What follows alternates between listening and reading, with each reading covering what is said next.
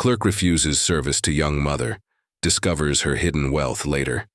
Have you ever been judged unfairly based on assumptions that weren't true?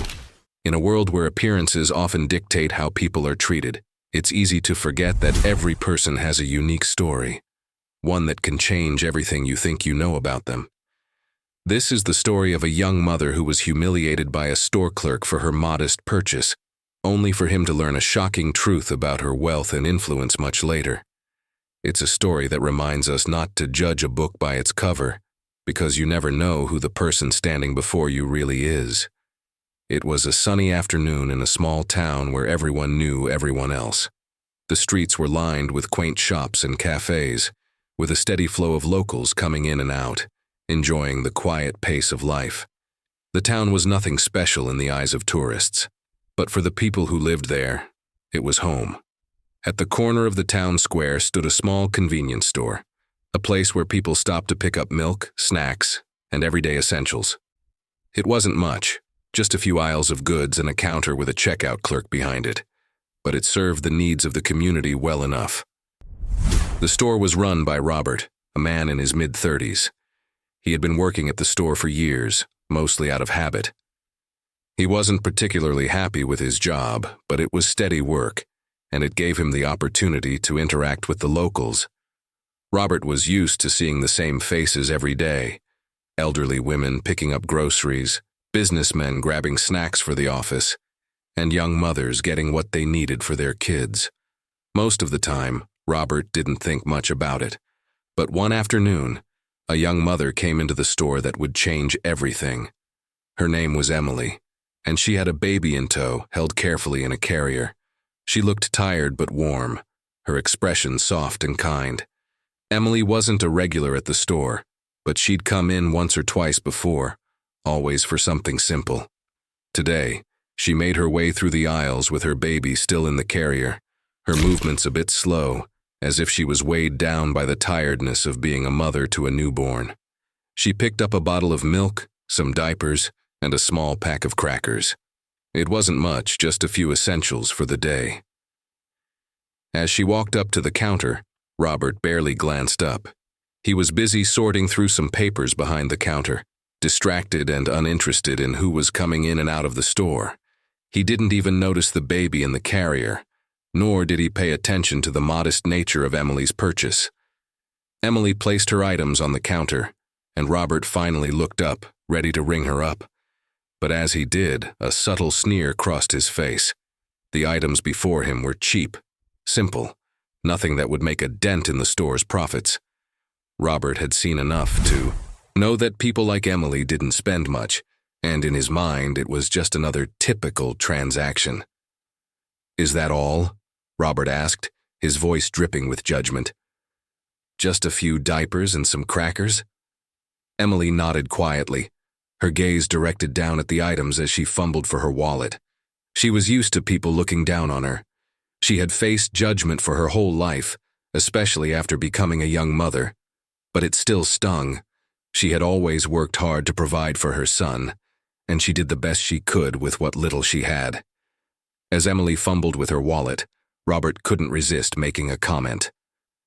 "You know, if you spent a little more, maybe you wouldn't be so stuck in this kind of lifestyle," he said, his voice cold. He didn't realize how hurtful the words were, or how they would affect Emily.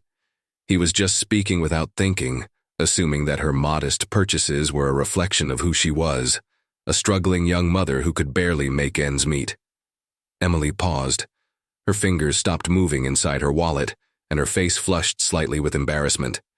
She was no stranger to the harsh realities of life, but she didn't expect to face such disdain from a store clerk, especially when all she was doing was taking care of her child. "I'm just getting what I need for the week," Emily said quietly. But Robert barely listened. He continued scanning the items, impatience creeping into his voice. "Well, it's not going to help you much if you don't spend a little more. Maybe then you could afford some of the better stuff." Robert's words stung, but Emily remained silent. She handed him the cash for the items, and with a curt nod, she took her change and left. Robert didn't think much of the exchange as Emily left the store.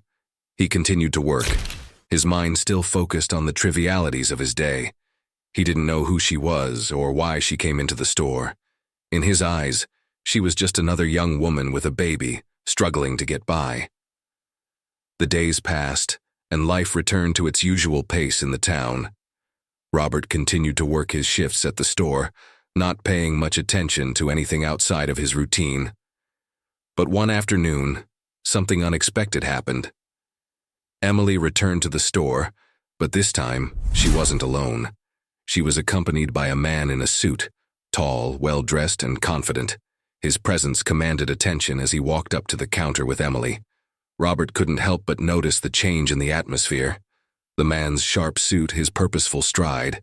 It was clear he wasn't just another average customer. "Good afternoon," the man said, his voice smooth and authoritative. "I'm here to speak to the manager, if I may."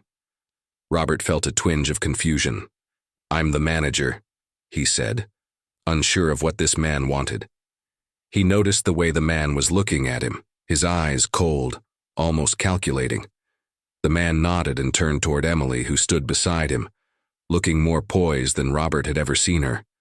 Her eyes no longer held the tiredness they once did. Instead, they were filled with quiet confidence. She looked different, but Robert couldn't put his finger on why. The man cleared his throat. "I'm here on behalf of my client, Emily Winters. She is the CEO of Winters Enterprises, one of the largest tech companies in the region, and we've come to discuss something rather important." Robert's heart skipped a beat. The name Emily Winters didn't register at first, but when he heard CEO, the pieces began to fall into place.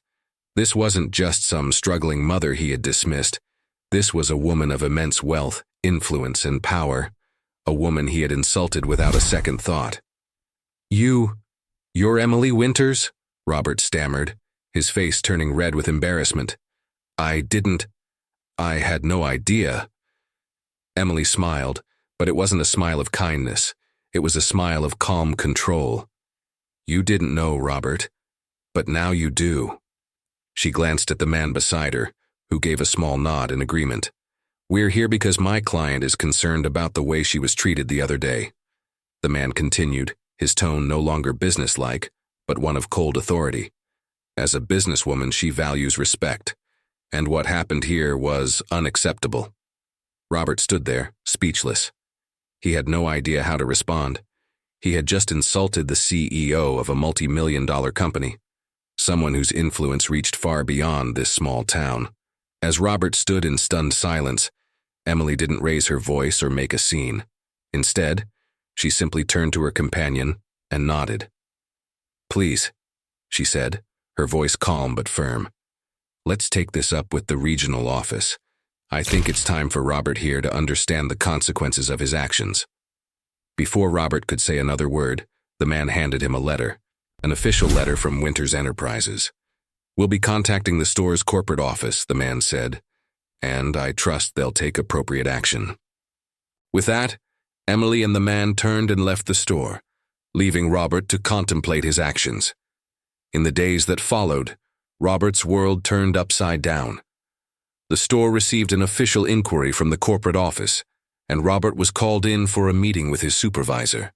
The letter from Winters Enterprises had made its way through the chain of command, and the company was concerned about the poor treatment of one of its most important clients. Robert was reprimanded for his behavior, and his attitude toward customers was officially noted in his employee record. While he didn't lose his job, he was forced to apologize publicly and undergo customer service training. The consequences were significant, but they didn't compare to the realization that he had treated someone so disrespectfully, someone who could have ruined him with just a few words. Emily, on the other hand, showed grace in her approach. She didn't seek revenge, nor did she try to destroy Robert. She simply used her position to ensure he learned from his mistakes. And while Robert never saw Emily in the same light again, he came to understand that the world wasn't always as simple as it seemed.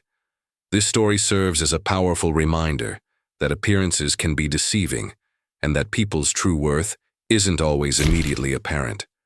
Just because someone seems humble or modest doesn't mean they aren't powerful, influential, or successful in their own right. In the end, it's important to treat everyone with kindness and respect, because you never know who they might be. Don't judge a book by its cover, the old saying goes. And in this case, Robert learned that lesson the hard way. But his story serves as a valuable lesson for all of us. Always treat others with dignity, no matter their appearance or background. You might be surprised by who they really are.